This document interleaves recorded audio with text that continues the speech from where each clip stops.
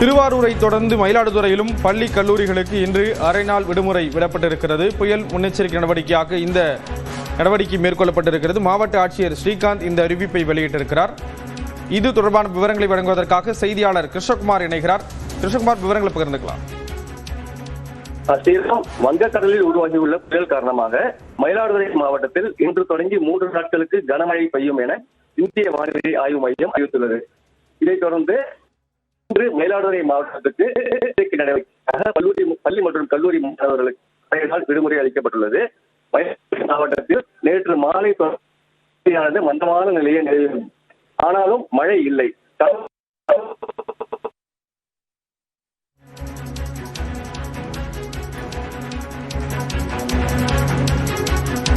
விவரங்களை வழங்கியதற்கு நன்றி கிருஷ்ணகுமார்.